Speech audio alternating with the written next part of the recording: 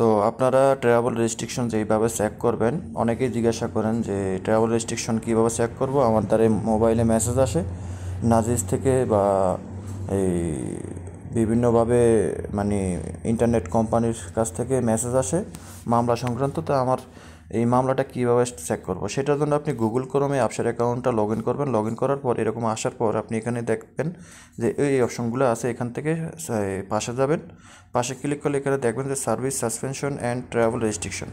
এখানে ক্লিক করবেন। ক্লিক করার পরে এরকম দুইটা অপশন আসবে। এই দুইটা অপশন আসলে আপনি নিচের অপশনে ক্লিক করবেন, স্টার্ট সার্ভিস। এখানে ক্লিক করার পর আপনি এখানে প্রসেস লেখা আছে, এই প্রসেসে ক্লিক করবেন। ক্লিক করার পর এখানে লেখা আসবে আপনার যদি ট্রাভেল রেস্ট্রিকশন থাকে তাহলে এখানে 10 বছরের ট্রাভেল রেস্ট্রিকশন লেখা থাকবে। আর যদি রেস্ট্রিকশন না থাকে তাহলে এখানে এই লেখাটা থাকবে দেয়ার ইজ নো, এই অপশনটা লেখা থাকবে যে আপনার এগেনস্টে কোনো রকম এই রিপোর্ট নাই বা এই কোনো ট্রাভেল রেস্ট্রিকশন কোনো কিছুই নেই। ঠিক আছে, ঠিক এরকম লেখা আসবে যদি ট্রাভেল রেস্ট্রিকশন না থাকে। ঠিক আছে, এরপরে আপনি যদি দেখেন যে ট্রাভেল রেস্ট্রিকশন আছে, সেটার জন্য আপনি কী করবেন, সেটার জন্য আপনি যাবেন এই আরেকটি ওপেন করবেন। এখানে আপনি লিখবেন নাফিদ। ঠিক আছে, আমি আপনাদেরকে দেখাচ্ছি নাফিদ। এই নাফিদ লিখবেন। লেখার পর আপনার কাছে এরকম এই যে নাফিদ এই সর্বপ্রথম যে অপশনটা আসছে এখানে ক্লিক করবেন। এখানে ক্লিক করার পর এরকম আসবে। এরকম আসার পর আপনি এখান থেকে একটু নিচের দিকে যাবেন। ঠিক আছে, অথবা উপরে এখানে লেখা আছে ইন্ডিভিজুয়াল অ্যাকাউন্ট, এখানে ক্লিক করবেন।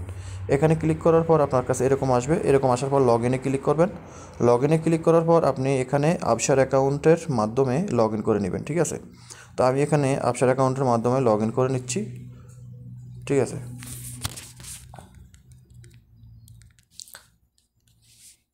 তো এখানে আপনার এই মোবাইলে কিন্তু নাফাদ থাকতে হবে। ঠিক আছে, আপনি দেখেন আমার মোবাইলে নাফাদের থেকে অ্যাক্সেস দেওয়ার জন্য অপশন আসছে অ্যাকসেপ্ট। এখানে ক্লিক করবেন। এখানে আপনার এই নাম্বারগুলো এখানে শো করবে। দেখেন এখানে 65 লেখা আছে। আমি এখান থেকে 65 ক্লিক করলাম, অ্যাক্সেস দেওয়া হয়ে যাবে। তারপরে এই পিনকোডটা দিয়ে দেবেন, মোবাইলের পাসওয়ার্ডটা এখানে দিয়ে দিতে হবে। এরপরে এটা কিন্তু এখানে অ্যাক্সেস নিয়ে দিবে অটোমেটিকলি। এরপরে আপনার নাফিদ এই হবে, লগ ইন হবে। তো লগ ইন হওয়ার পর আপনি এখানে দেখতে পাচ্ছেন যে এখানে আমার কিন্তু একটা এই কন্ট্যাক্ট আছে। এখানে আপনারা দেখতে পাচ্ছেন সৌদি রিয়াল 1150 রিয়ালের একটা এই অ্যামাউন্ট আছে। তো আমার নামে কিন্তু এরকম একটা বিল আছে, যদিও আমার নামে কোনো রকম নাই, এই মামলা টামলা নাই। তো আমি কিন্তু অপেক্ষা করতেছি মামলা হওয়ার জন্য। ঠিক আছে, কারণ এটা আপনাদেরকে রিভিউ দেওয়ার জন্য। তো আমি কিন্তু অল্প কিছু টাকা আমার বাকি আছে, সেটা আমি ইচ্ছাকৃতভাবে দেই না। প্রায় 200-300 রিয়ালের মতন বাকি আছে সম্ভবত। তো সেটার জন্য আমাকে কয়েকবার জানানো হয়েছে। তো আমি কিন্তু তাদের সাথে কথা বলি রীতিমতো, যার কারণে তারা কিন্তু এখন অবধি আমার নামে কোনো ইস্যু দাঁড় করায় নেই।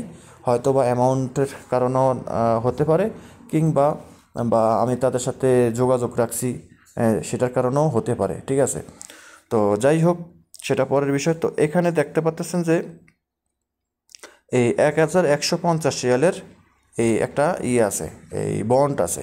তো এরকম যদি থাকে আপনার নাফিদের মধ্যে, তো সেটা আপনি কিভাবে জানবেন যে আপনার কিসের কারণে আপনার এই 1150 রিয়াল, সেটার জন্য আপনি যাবেন, এখানে ক্লিক করবেন। এখানে ক্লিক করার পর আপনি এখান থেকে দেখতে পারবেন যে ক্রিয়েট বন্ড ম্যানেজমেন্ট, এই বন্ড ম্যানেজমেন্টে ক্লিক করবেন। বন্ড ম্যানেজমেন্টে ক্লিক করার পর আপনি এখানে দেখতে পাচ্ছেন উপরে 3টা অপশন আছে, অ্যাপ্রুভাল, এগেনস্ট মি, ক্রিয়েটেড। এই এগেনস্ট মিতে ক্লিক করবেন।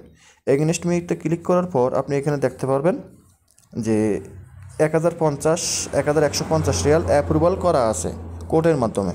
ঠিক আছে, এখন এখানে কারা এই মামলা এই বন্ড করে রাখছে, এখানে লেখা আছে যে issued by Saudi mobile telecommunication একটা কোম্পানির নাম জেন কোম্পানির। এই কোম্পানি বা কেউ যদি আপনার নামে এরকম বন্ড করে রাখে তাহলে তার নাম আসবে এখানে। ঠিক আছে, জেন হলে জেন, এসটিসি হলে এসটিসি, মোবাইলি হলে মোবাইলি, এরকমটা আসবে। ঠিক আছে, এইভাবে আপনারা জানতে পারবেন যে আপনার নামে ট্রাভেল রেস্ট্রিকশনটা কী কারণে। তো আশা করি বুঝতে পেরেছেন। ভিডিওটা ভালো লাগলে শেয়ার করে দিবেন।